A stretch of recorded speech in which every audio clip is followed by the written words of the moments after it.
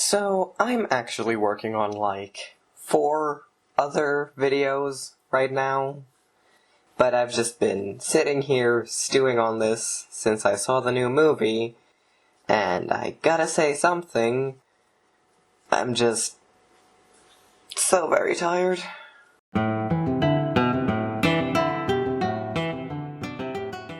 So, have you ever noticed how disabled people aren't allowed to exist in Steven Universe?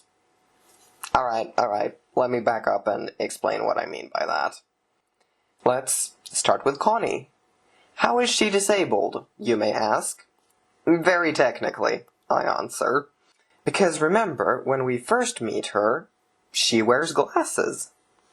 Now, you may think that calling someone disabled just because they need glasses to see is utterly ridiculous, but just think about it for a second. If you suddenly poof all glasses in the world, there are none, they don't exist, a whole lot of people will be suddenly a whole lot worse off. Still, you're kind of right. I don't consider myself disabled because of my need for glasses.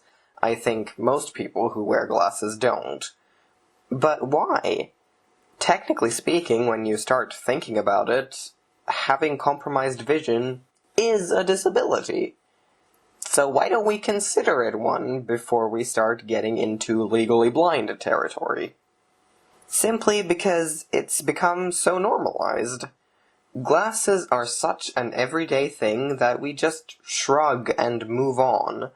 They're such a normalized piece of assistive tech that we don't even think of them as assistive tech, even though they literally are. Which brings us back to Connie, who wore glasses, but doesn't anymore. Not because she got LASIK or switched to contacts, but because she accidentally shared a juice box with Steven. Ow. What's wrong? I think there's something wrong with my glasses. My eyes. I can see. What? I can see without my glasses. I will confess, the first time I saw this scene, it actually didn't spark any red flags with me because of the previously mentioned normalization. But think about it for a second. Replace Connie's glasses with literally any other piece of assistive tech. A hearing aid, crutches, a white cane, a wheelchair, and see what happens. See how gross it immediately becomes?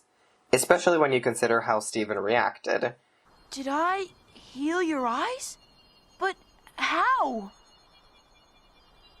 The juice box! I don't have healing tears! I have healing spit! What am I going to tell my parents? What am I going to tell my optometrist? I don't even know! Oh, thank you, Connie! Lion, let's go tell the gems! They're never gonna believe this! I mean, granted, it's understandable he was freaking out about not having healing powers, and now he's, healed Connie's eyes. Of course he's overjoyed and runs off to tell the gems instead of pausing to make sure Connie's actually okay with this development. I'll admit, I was kind of willing to give the show a pass on this. It didn't necessarily mean Steven would be able to heal people's disabilities. Sugar could have just overlooked the implication because of how normalized glasses are. It didn't have to mean anything bad. Still, as soon as I realized the implication, I couldn't help but feel a small weight of dread sink into the pit of my stomach. And what do you know, turns out I was right. Hooray! Always so great when my doubt in humanity gets proven right. So what happened? Well, at the very end of the new movie, Steven heals a paralyzed arm with a kiss on the hand. True, there might have been extenuating circumstances, but that's still what he did. He took his father's paralyzed arm, kissed his hand, and boom, it's moving again. You could make the argument that it only worked because the toxic chemicals that paralyzed it were of gem origin, but I would say that is bullshit, because Connie's eyes were just regular human eyes, no gem fuckery going on there. So, that's it. Steven Universe can kiss people's disabilities away. This is an indisputable canon fact. This kind of stops them from even introducing any disabled characters in the future, because what the fuck are they gonna do? Not address the fact that Steven could vanish their disability with a single kiss? Have a complex conversation about disability and the fact that many disabled people don't want to be, quote-unquote, fixed, actually? Okay, so they could probably do that second one, but I don't know that it would make me feel much better. Just the fact that Steven can kiss away a disability makes me feel so shit, and it's just so uncomfortable and brings up a lot of even more uncomfortable questions. What does this power class as a disability? Is it based on Steven's own morality, or does it follow what the old Homeworld would have thought?